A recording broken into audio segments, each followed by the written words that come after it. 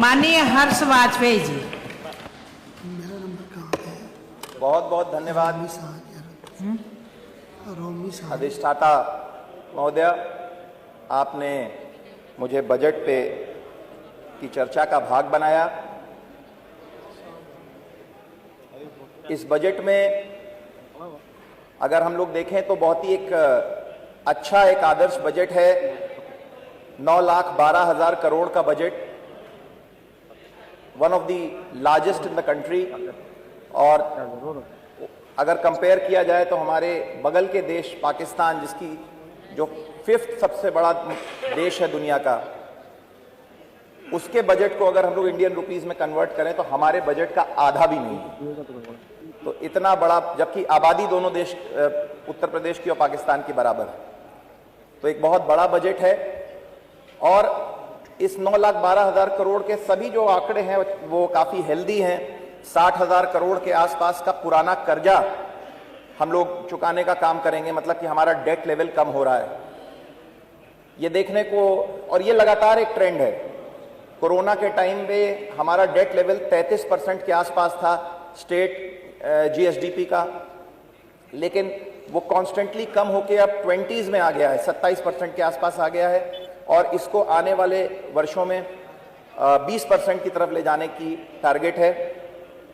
Growth भी देखा जाए तो हमारी ग्रोथ इंडिया दुनिया की फास्टेस्ट ग्रोइंग लार्ज इकोनॉमी है, लेकिन हम लोग इंडिया के ग्रोथ रेट से ज्यादा ग्रो कर रहे हैं। इंडिया 6.5% पे ग्रो कर रहा है, तो उत्तर प्रदेश 10% के रेट पे ग्रो कर रही है। और इसी वजह से योगी आदित्यनाथ जी के इन 9 साल के कार्यकाल में हम लोगों ने पर कैपिटा इनकम, मतलब कि हर नागरिक पे अगर हम लोग इनकम को डिवाइड करें तो 50,000 से 1 लाख के ऊपर ले जाने का हम लोगों ने काम किया है। अगर प्रयागराज को देखा जाए तो डबल इंजन की सरकार का एक बड़ा अच्छा उदाहरण है।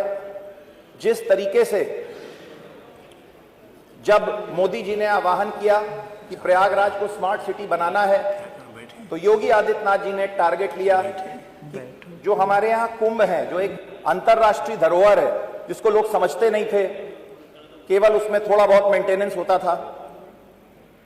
मुख्यमंत्री योगी आदित्यनाथ जी का विजन था कि इसको हमें यूज करना है, कुंभ मेले को प्रयागराज के समग्र विकास के लिए और इसको एक ग्लोबल इवेंट बनाने के लिए। और जिस तरीके से ओलंपिक्स को, जब ईस्ट लंदन में डेवलपमेंट नहीं था, ईस्ट लंदन का डेवलपमेंट हुआ जब ओलंपिक्स वहां पे पहुंचा, तो उसी तरीके कुंभ को टारगेट करते हुए प्रयागराज का समग्र विकास किया गया। इसको बड़ा फेज वाइज किया गया है। पहले फेज में स्मार्ट सिटी को अचीव करने के लिए योगी जी ने हम लोग को टारगेट दिया कि जो सड़कें हैं वो ट्रैफिक के लिए होती है, ना कि ट्रेनों के लिए। ट्रेन रेल पटरी पे चलनी चाहिए, ना कि सड़कों पे। तो ये टारगेट हम लोगों ने बनाया कि लेवल क्रॉसिंग से मुक्त करना है प्रयागराज को। और इसी क्रम में मुझे खुशी है ये कहने में कि पिछले 9 साल में 21 फ्लाईओवर हम लोगों ने आरओबीज और फ्लाईओवर बनाए, जिसमें से 11 शहर उत्तरी विधानसभा में बने हैं। और उत्तरी विधानसभा पूरी तरीके से रेलवे फाटक से मुक्त हो गई है। सेकेंड फेज में हम लोगों ने कनेक्टिविटी शहर को एक्सपैंड करने के लिए, क्योंकि शहर में हमारे यहाँ बहुत महंगी जमीनें हो गई हैं, मिडिल क्लास का आदमी घर नहीं खरीद सकता, तो शहर की को एक्सपैंड करने के लिए और कनेक्टिविटी बढ़ाने के लिए हम लोगों ने डबल इंजन की सरकार का फिर एक रूप दिखाया, जहां नितिन गडकरी जी ने हम लोग को म्योराबाद से मलाका तक का 6 लेन का पुल दिया। वहीं योगी आदित्यनाथ जी ने 35,000 करोड़ का गंगा एक्सप्रेसवे देने का काम किया, जिससे प्रयागराज लखनऊ और दिल्ली के और करीब आ गया। और इस बजट में हम लोगों को योगी आदित्यनाथ जी ने मेरे आह्वान पे, मेरी रिक्वेस्ट पे प्रयागराज को एक बहुत बड़ा तोहफा दिया है। उत्तर प्रदेश के इतिहास में ब्रिज कॉरपोरेशन ने कभी भी 1,000 करोड़ का पुल नहीं बनाया था। गंगा जी के सबसे लंबे स्ट्रेच पे 1,000 करोड़ का पुल योगी आदित्यनाथ जी ने हम लोग को दिया है। और इसके बाद थर्ड फेज में हेतापट्टी क्षेत्र में, सलोरी से हेतापट्टी को जब हम लोग जोड़ देंगे तो हम लोग एक न्यू प्रयागराज वहां पे बसाएंगे, जिसमें स्टेडियम्स होंगे, हाउसिंग होगी, गोल्फ लिंक्स होंगी, सब चीजें एक नया सिटी गोमती नगर और नोएडा के तर्ज पे हम लोग बनाएंगे।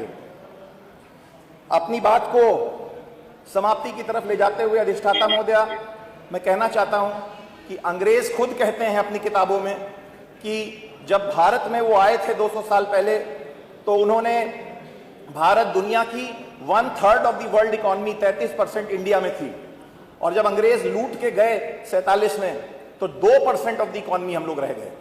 पर धीरे धीरे अब हम लोग देख रहे हैं डबल इंजन की सरकार में, मोदी जी के नेतृत्व में और योगी जी के नेतृत्व में फिर से हमारी ताकत वापस आ रही है। और इसलिए मैं अपनी बात को विराम दूंगा टेनिसन के शब्दों के साथ कि दो much is taken, much still remains, and though we are not the strength that in old times moved heaven and earth, that which we are one equal measure of tempered hearts, made weak with time and fate, but strong in will to strive, to seek, to find and never to yield। बहुत बहुत धन्यवाद। धन्यवाद।